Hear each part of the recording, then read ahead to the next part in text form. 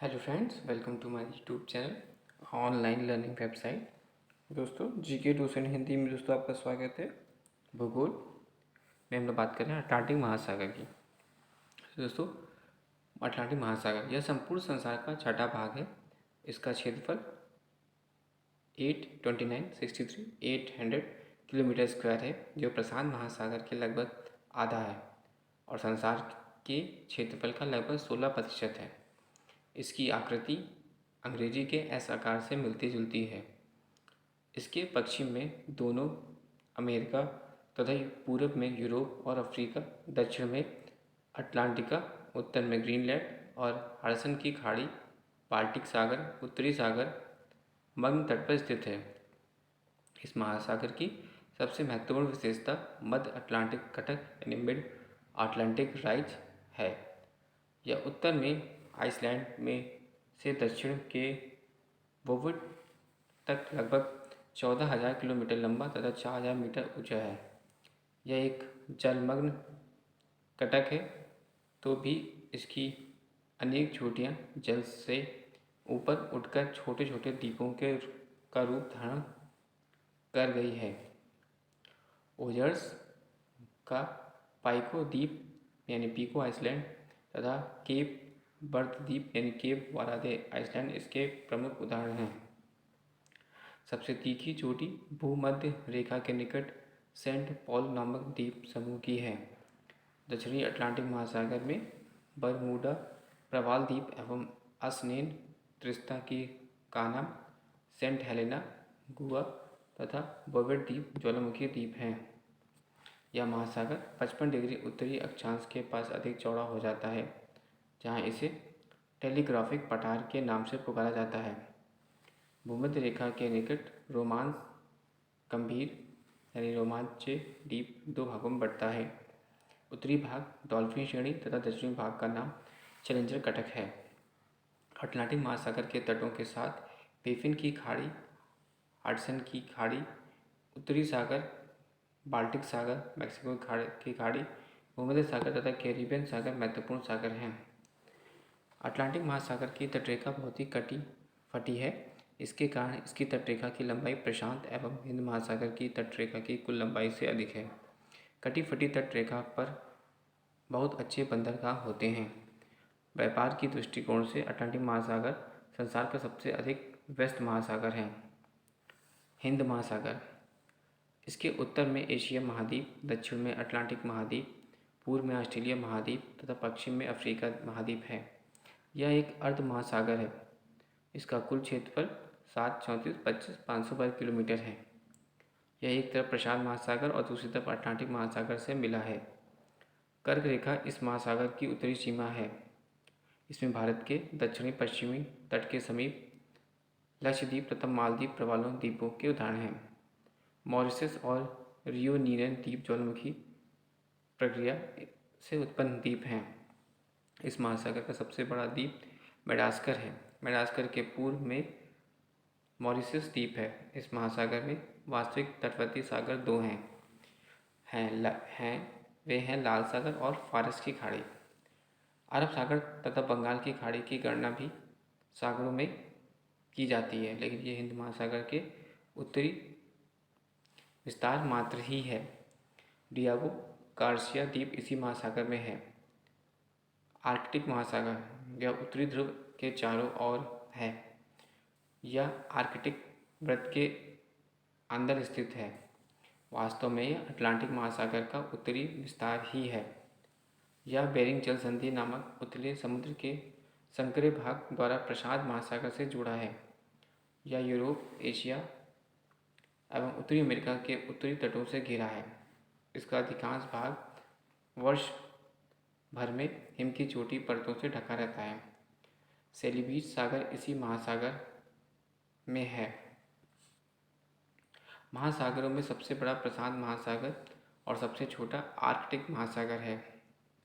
महासागरीय जलधाराएं एक निश्चित दिशा में बहुत अधिक दूरी तक महासागरीय जल की एक विशाल जल राशि के प्रवाह को महासागरीय जलधारा कहते हैं। धारा दो प्रकार की होती है, एक होता है गर्म जलधारा और ठंडी जलधारा।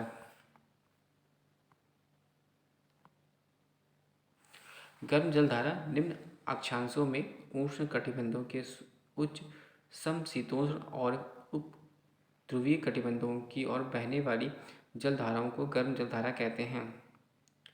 ये प्रायः भूमध्य रेखा से ध्रुवों की ओर चलती हैं और इनके जल का तापमान मार्ग में आने वाले जल के तापमान से अधिक होता है। अतः ये धाराएं जिन क्षेत्रों में चलती हैं वहाँ का तापमान बढ़ा देती हैं।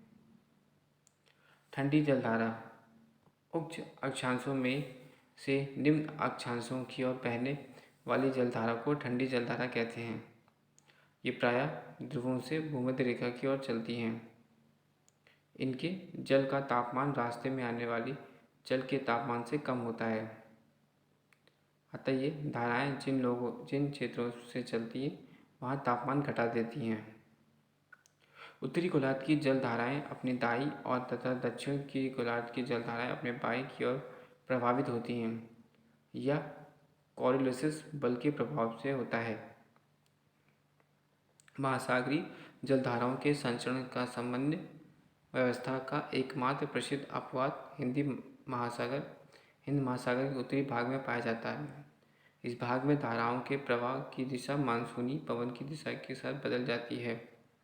गर्म जलधाराएं ठंडे सागरों की ओर और ठंडी जलधाराएं गर्म सागर की ओर बहने लगती हैं। प्रशांत महासागर की गर्म जलधाराएं उत्तर विषुवतीय जल रेखीय जलधारा, क्यूरोसियो की जलधारा, उत्तरी प्रशांत जल प्रवाह, अलास्का की जलधारा, एल नीनो जलधारा, सुषमा की जलधारा, दक्षिण विषुवतीय जलधारा, पूर्वी ऑस्ट्रेलिया की जलधारा और विपरीतीय विषुवत रेखीय जलधारा। प्रशांत महासागर की ठंडी जलधाराएं क्यूराराइल विषुवतीय रेखा जलधारा, कैलिफोर्निया की जलधारा, हैम्बोल्ट या पेरुवियन की जलधारा, अटलांटिक की जलधारा।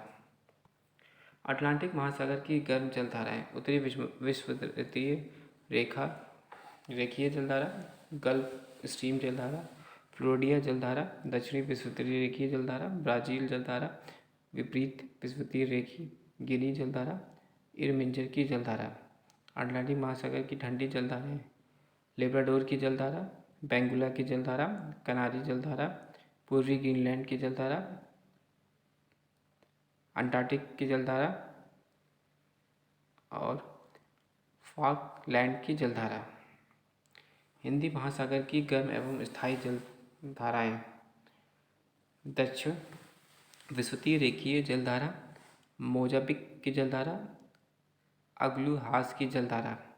हिंद महासागर की ठंडी एवं स्थायी जलधाराएं पश्चिमी ऑस्ट्रेलिया की जलधारा।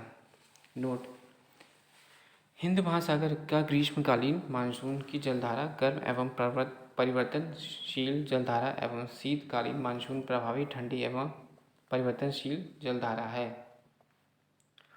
सरास्को सी सारगैसो सागर उत्तरी अटलांटिक महासागर से 20 से 40 डिग्री उत्तरी अक्षांशों तथा 35 से 75 डिग्री पश्चिमी देशांतरों के मध्य चारों ओर प्रवाहित होने वाली जलधाराओं के मध्य स्थित शांत एवं स्थिर जल के क्षेत्र को सारगैसो सागर के नाम से जाना जाता है। यह गल्फ स्ट्रीम, कनारी तथा उत्तरी विषुवतीय रेखीय धाराओं के बीच स्थित शांत जल क्षेत्र है। इसके तट पर मोटी समुद्री घास तैरती है। इस घास को पुर्तगाली भाषा में सारगैसो कहते हैं, जिसके नाम पर ही सारगैसो सागर रखा गया है। सारगैसो जड़ विहीन घास है। सारगैसो सागर का क्षेत्रफल लगभग 11,000 वर्ग किलोमीटर है। यह अटलांटिक की सर्वाधिक लवणता 37% व औसत वार्षिक तापमान 26 डिग्री सेल्सियस मिलती है। सारगैसो सागर का सर्वप्रथम स्पेन के नाविकों ने देखा था। सारगैसो सागर को महासागरीय मरुस्थल के रूप में पहचाना जाता है। न्यूफाउंडलैंड के समीप ही गल्फ स्ट्रीम एवं लेब्राडोर जलधारा मिलती हैं। न्यूफाउंडलैंड पर ही समुद्री मछली पकड़ने का प्रसिद्ध स्थान ग्रैंड बैंक उत्तरी अटलांटिक महासागर में स्थित है। गर्म एवं ठंडी जल धाराएं यहाँ मिलती हैं। वहाँ प्लैंकटन नामक घास मिलती है जो मछलियों का मुख्य आहार है, जिससे उस स्थान पर मत्स्य उद्योग अत्यधिक विकसित हुआ। डॉगर बैंक यानी उत्तर सागर यूरोप, ग्रेट बैंक एवं जॉर्ज बैंक आदि मत्स्य क्षेत्रों की उपस्थिति ऐसे क्षेत्रों में विद्यमान है। जापान के निकट क्यूरो सीवों की गर्म धारा तथा और सीवों की ठंडी धारा के जल में मिलने से वहाँ पर घना कुहासा छाया रहता है। महासागरीय के पश्चिमी भाग में विषुवत रेखा के समीप उत्तर तथा दक्षिण विषुवत रेखीय धाराओं के अभिसरण के कारण इतनी अधिक मात्रा में जल राशि एकत्रित हो जाती है कि पश्चिम से पूर्व की ओर समान ढाल बन जाता है। फलस्वरूप प्रति विषुवतीय धारा प्रभावित होने लगती है। लाल नीना एक शीतल जल धारा है जिसकी उत्पत्ति पेरू के तटवर्ती क्षेत्रों में होती है। वहीं एल नीनो एक गर्म जल धारा है। इसकी उत्पत्ति पेरू के तट के समांतर उत्तर से दक्षिण की ओर होती है। लाल नीना का प्रवाह क्षेत्र एल नीना के प्रवाह की तरह प्रशांत क्षेत्र के विशेष रूप से पेरू का तटीय क्षेत्र होता है। यह कभी भी हिंद महासागरीय क्षेत्र में प्रवेश नहीं करती है, किंतु इन दोनों का प्रभाव वैश्विक होता है। जिस वर्ष ला नीना जल धारा की गहनता होती है उस वर्ष भारतीय मानसून ज़्यादा तीव्र होता है। वहीं एल नीनो भारतीय मानसून का नकारात्मक रूप से प्रभावित करती है।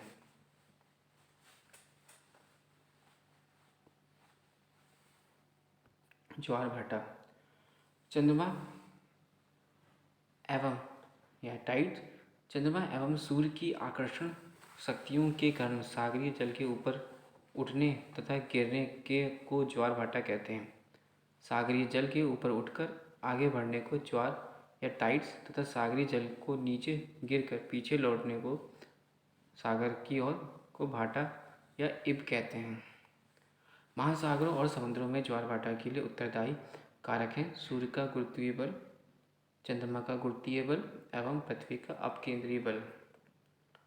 चंद्रमा का ज्वार उत्पादक बल सूर्य की अपेक्षा दुगना होता है क्योंकि यह सूर्य की तुलना में पृथ्वी से अधिक निकट है। अमावस्या और पूर्णिमा के दिन चंद्रमा सूर्य एवं पृथ्वी की एक सीध में होते हैं, अतः इस दिन उच्च ज्वार उत्पन्न होता है, यानी महीने में 2 बार उच्च ज्वार आता है।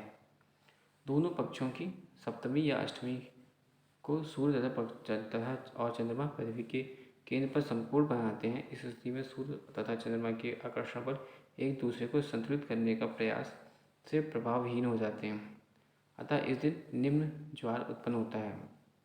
समांतर बृहद ज्वार एवं निम्न ज्वार के बीच 7 दिन का अंतर होता है। पृथ्वी की प्रत्येक स्थान पर प्रतिदिन 12 घंटे 26 मिनट के बाद ज्वार तथा ज्वार के 6 घंटा 13 मिनट बाद भाटा आता है। ज्वार प्रतिदिन 2 बार आते हैं, एक बार चंद्रमा के आकर्षण से तथा दूसरी ओर पृथ्वी के अपकेंद्रीय बल के कारण। समानतः ज्वार प्रतिदिन 2 बार आता है, किंतु इंग्लैंड के दक्षिणी तट पर स्थित साउथहैम्पटन में ज्वार प्रतिदिन 4 बार आते हैं।